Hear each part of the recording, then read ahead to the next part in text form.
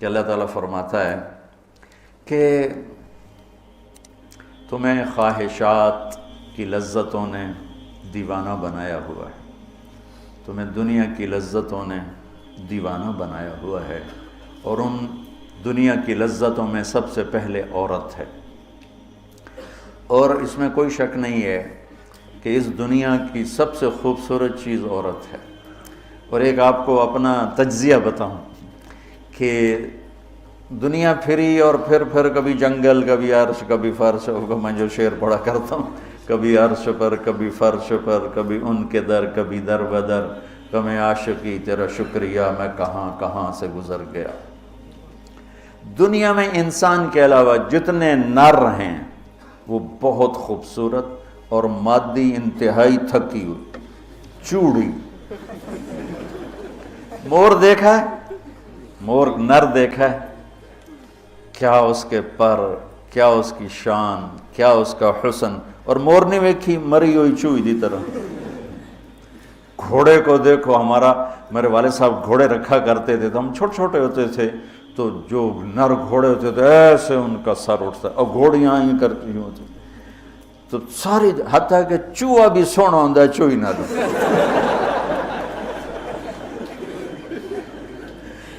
نر کبوتر دیکھو، مادہ کبوتر دیکھو، نر شیر دیکھو، شیر نہیں دیکھو۔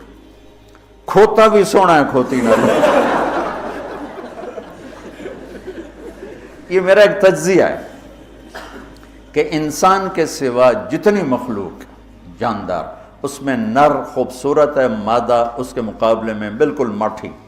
اور انسانوں میں اس کے برعکس ہے، اس میں مادہ خوبصورت ہے، نر اس کے مقابلے میں نوکر ہی لگتا ہے بیچارہ۔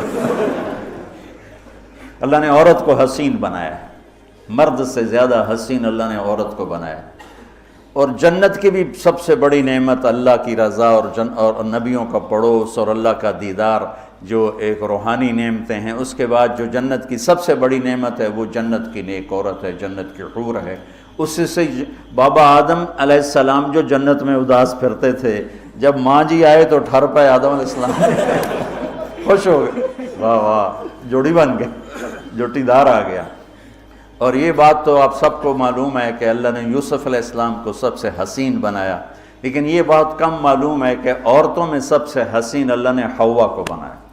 ایسے حوا، آج تک کوئی عورت ایسی خوبصورت نہیں پیدا کی گئی جیسی اللہ تعالیٰ نے حضرت حوا کو پیدا کی۔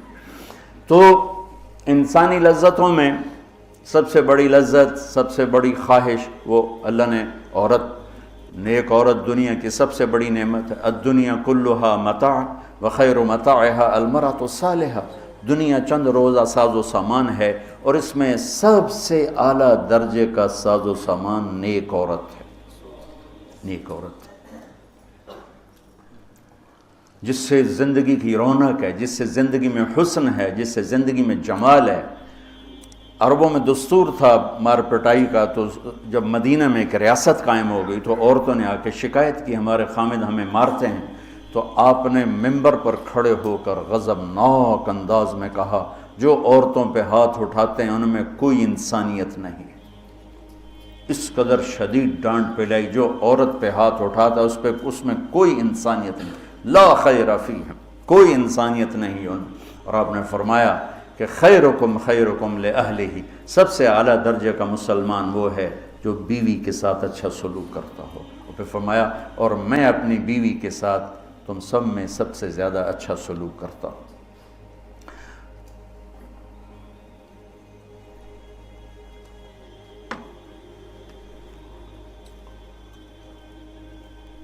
آپ نے 9 گھر آباد کیے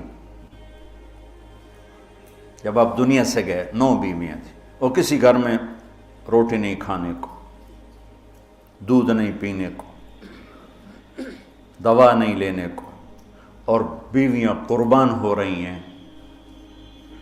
صدقے واری جا رہی ہیں۔ کس بات پر؟ آپ کے اخلاق، آپ کا حسن سلوک، آپ کا اظہار محبت، آپ کی رواداری، آپ کا انصاف، آپ کی دلداری۔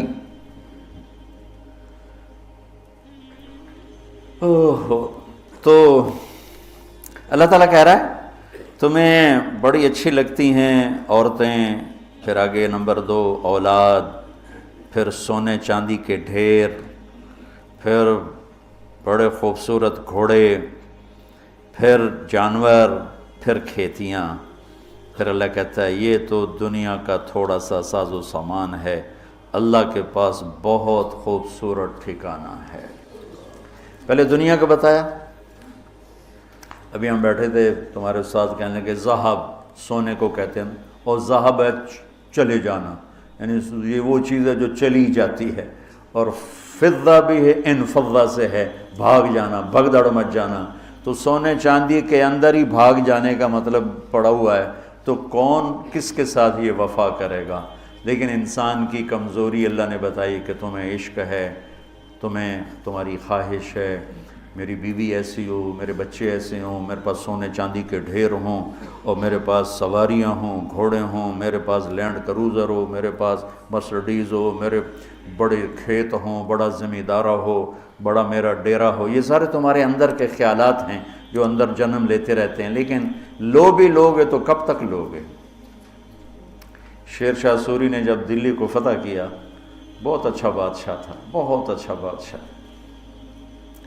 تو وہ کہنے لگا ہائے افسوس میرے سر پہ حکومت کا سورج اس وقت چمکا ہے جب میری اپنی زندگی کا سورج غروب ہونے والا ہے۔ 60 سال کی عمر میں اس نے فتح کیا دہلی کو، اور 66 سال کی عمر میں فوت ہو گئی۔ تو یہ ساری چیزیں کسی کو مل جائیں، پیدائشی طور پر مل جائیں، وقت کتنا ہے؟ 60 70۔ زیادہ بوڑھا ہو جائے تو اولاد ہی تنگ پہ جانے۔ مولانا صاحب دعا کرو ابا جی نو خیر ہو جاوے، یعنی ہن ٹر جاوے، ماں جی تے رحمت ہو جاوے۔ لیکن اب اولاد سے خود سنا ہے یہ دعا کرو ماں جی سوکھے ہو جاؤ، مطلب ہن مر کے مگرو لے جاوے۔ اولاد موت کی دعائیں مانگتی، تو اب اللہ اس کے تقابل میں لاتا ہے قل اُنَبِّئُكُم بِخَيْرٍ مِّن ذَلِكُمْ۔ انبئ کا مطلب ہوتا ہے بار بار بتانا۔ لگا کہ جو تمہیں نظر آ رہا ہے اس سے تو تم اثر لے رہے ہو، میں تمہیں بار بار بتاؤں گا، پوری جنت کو قرآن میں پھیرا دوں گا، کبھی یہاں کبھی وہاں، کبھی یوں کبھی یوں، کبھی نہر، کبھی باغ، کبھی حور، کبھی سونا، کبھی چاندی، کبھی لباس، کبھی کھانے، کبھی اپنی رضا، کبھی زندگی کا ابدی سرمدی ہونا۔ انبئ، بار بار تمہیں میں جنت بتاؤں گا۔ اللہ کے فضل سے بر صغیر میں جنت سب سے پہلے اللہ نے میری زبان سے کہلوائی، ورنہ کسی بڑے سے بڑے علامہ خطیب نے جنت کو نہیں کھولا تھا۔ سب سے پہلے جنت اللہ نے میرے ذریعے سے چلوائی، اور وہ بھی ایک عجب میرے رب کا نظام تھا۔ ہم نے بھی پڑھی تو نہیں تھی، نہیں ہمیں پڑھائی گئی تھی۔ جنت کے ابواب چلوائی، تیز گام چل رہی تھی، نہ پڑھنے والے کو پتہ نہ پڑھانے والے کو پتہ۔ تو میں سال لگا رہا تھا، 80 81 میں نے سال لگایا جماعت میں۔ تو فروری کا مہینہ تھا اور ہماری گجراں والے تشکیل تھی، اور کویت کا ایک عرب میرے ساتھ تھا، اکرم اس کا نام تھا، اصل کہیں وہ ترکی تھا لیکن نسلوں سے آباد تھا۔ تو مجھ سے ایک دن کہنے لگا تو نے حادی الارواح الی بلاد الافراح یہ پڑھی ہے؟ یقین میں نے کہا یہ کیا ہوتا ہے؟ وہ نام عجیب ہے نا، حادی الارواح الی بلاد الافراح۔ حادی وہ حدی سے ہے، یحدو سے، وہ جو اونٹ کے لیے حدی ہوتی تھی نا، اونٹ کے لیے نغمہ ہوتا تھا، اونٹ تیز ہوتا تھا، تو روحوں کا وہ نغمہ جو انہیں خوشیوں کے شہر کی طرف لے جائے۔ مجھے پہلے سمجھ میں نہیں، میں نے کہا کیا کہہ رہے ہو، یہ کیا ہے؟ کہنے لگا کتاب ہے۔ میں نے کہا اچھا کتاب کس کی؟ کہا ابن القیم کی۔ میں نے کہا میں نے تو آج نام سنا ہے۔ کہا میں واپس تمہیں چلتے ہیں نا رائمنڈ، تو میرے وہاں پڑی ہے امانت میں تمہیں دوں گا۔ تو ہماری 10 دن کی تشکیل تھی، ہم واپس آئے تو اس نے مجھے وہ کتاب پکڑائی، میں نے اس کو پڑھنا شروع کی۔ سب سے پہلے میرے رونگٹے کھڑے ہوئے کہ یا اللہ اتنا بڑا تیرا مہمان خانہ، اور ہمیں سوائے لفظ جنت کے علاوہ معلوم ہی نہیں کہ وہ کیا دولت ہے، کیا خزانہ ہے۔ تو کس طرح ہم دنیا سے بے رغبت ہوں گے، کیسے غلط عورتوں کے پھندوں سے بچیں گے، کیسے دنیا کی چمک دمک سے ہم بچیں گے جب تک ہمارے سامنے جنت کی رونق نہ ہو، جنت ایک نوجوان کہنے لگا اللہ حوروں کا لالچ کیوں دیتا ہے؟ میں نے کہا زنا کو روکنے کے لیے کہ لوگ شادی کر کے بھی زنا نہیں چھوڑتے ہیں۔ تو اللہ تعالیٰ نے کہا پاک دامن ہو جا، میں نے تیرے لیے جنت کی خوبصورت لڑکیاں تیار کر کے رکھی ہیں، وَزَوَّجْنَاهُمْ بِحُورٍ عِينٍ، اور ہم خود تمہارا نکاح کریں گے جنت کے حوروں کے ساتھ۔ اللہ نکاح پڑھے گا، سبحان اللہ۔ تو میں سال میں تو چل ہی رہا تھا، اور میرے اس وقت ہوئے تھے ستمبر، اکتوبر، نومبر، دسمبر، جنوری، 5 مہینے گزرے تھے، اور باقی 7 مہینے پڑے تھے۔ سب سے پہلے سال میں نے لگایا تبلیغ میں، پہلے 7 چلے ہوتے تھے۔ میں نے جنت کو شروع کیا، پڑھتا اور بولتا، جماعتوں میں تو پھر رہے تھے، ادھر پڑھنا ادھر بولنا، ادھر پڑھنا ادھر، وہ سارا ایک دم میری ہوا جو شہرت کی ایسے ہوا کی طرح میرا نام پھیل گیا کہ کبھی کسی نے جنت سنی نہیں تھی۔ وہ کہا ہم نے تو 70 سال عمر ہے، کوئی کہ 80 سال عمر ہے، کوئی کہ میری 50 سال عمر ہے، میری 60 سال عمر ہے، میں نے زندگی میں کبھی جنت کو نہیں سنا، میں نے پہلی دفعہ آپ سے جنت کو سنا۔ تو وہ جو میں پہلے مشہور ہوا لوگوں میں، وہ جنت کی وجہ سے کہ جنت کو میں نے بیان کرنا شروع کیا۔ سارا 1000 آیات ہیں جنت اور جہنم پر، اور کوئی بیان ہی نہیں کرتا۔ کون ہم مرنا چاہتا ہے؟ کون غربت چاہتا ہے؟ کون بیماریاں چاہتا ہے؟ کون دکھ چاہتا ہے؟ ہر ایک چاہتا ہے کہ ایک آئیڈیل لائف ہو، آئیڈیل گھر ہو، ایک خوبصورت زندگی ہو۔ تو اللہ نے کہا میں نے چھپا کے رکھی ہے، اب تھوڑے دن میری مان لو، پھر تم آ جاؤ، پھر دیکھو میں تمہیں کیسے دیتا ہوں۔ تو قل انبئکم بخیر من ذالکم، میں تمہیں یہ یہاں کی عورت، یہاں کی اولاد، یہاں کا سونا چاندی، یہاں کے گھوڑے، یہاں کی سواریاں، یہاں کی لینڈ کروزریں، یہاں کے جانور، یہاں کی زمینیں جائیدادیں تو تم دیکھ رہے ہو، تمہیں ایک اور جہان بتاؤں، ایک اور جہان بتاؤں؟ یا اللہ کون سا ہے؟ قل الذین اتقوا، وہ سب کے لیے نہیں ہے، وہ ان کے لیے ہے جو میرے یار بنیں گے، جو مجھ سے دوستی لگائیں گے، سب کے لیے نہیں ہے، یہ وہ ہیں جو میرے یار بنیں گے۔